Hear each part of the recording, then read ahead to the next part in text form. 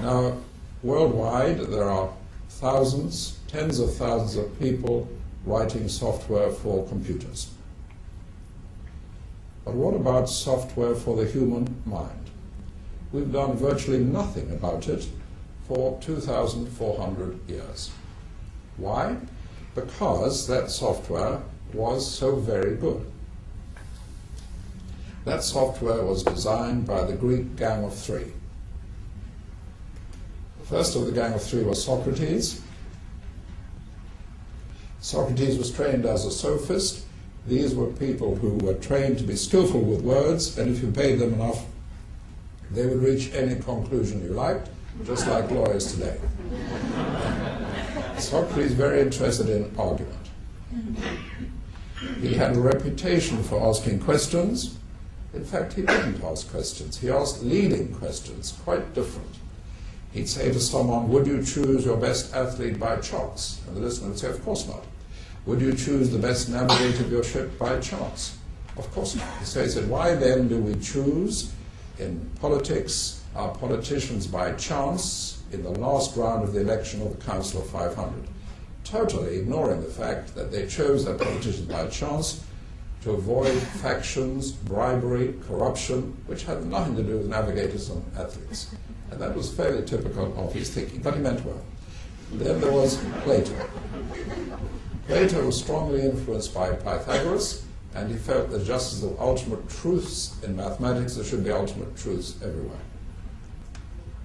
Plato did not believe in democracy at all. He thought it a very silly system, particularly since the Athenian government was heavily taxing his family, which was one of the rich landowning families in Athens. Plato's design for a modern state was a book he wrote called The Republic, and in it there's no voting, there's scientific breeding of rulers, and so on and so on. In fact, it became the official doctrine of the Nazi Party in Germany, but it meant well. Then there was Aristotle. Aristotle was a pupil of Plato and the tutor of Alexander the Great, and he introduced inclusion-exclusion logic. For example, Aristotle believed that men had more teeth in their mouth than did women. And although he was married twice, he never asked either of his wives to open their mouth to count their teeth. He didn't need to because he knew. How did he know? Because with horses, the stallion apparently has more teeth than the mare, so he established as a general principle that the male of the species has more teeth than the female, therefore he had more teeth than his wives, and that was easier than counting, and they probably had bad breath anyway.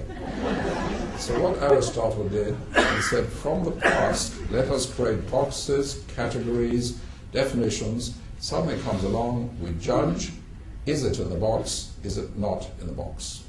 Cannot be halfway, cannot be anywhere else. So from these three, we developed our basic software for thinking, which is excellent. So good that we've never, ever thought that it might not be enough. It's excellent in the same way that the front left wheel of a motor car is excellent. Nothing wrong with it at all.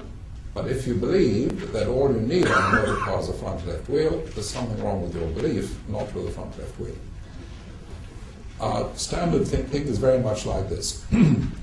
Imagine a doctor in his or her clinic, and the child is brought in with a rash, and the doctor has to figure out what is this. Possibilities: sunburn, food allergy, measles. The doctor then makes a judgment based on the signs, the symptoms, history, possibly some tests, and once the doctor has judged this is a standard situation, measles, the doctor knows the probable course of the illness, the possible complications, and the treatment. And that is the model for 100% of our education, 90% of our behavior. In other words, identify the standard situation, and then you know the standard answer. To identify it, to be sure, you may need to analyze the situation and so on. Standard situation, standard answer. And as I say, that is excellent, but it's not enough. Not enough.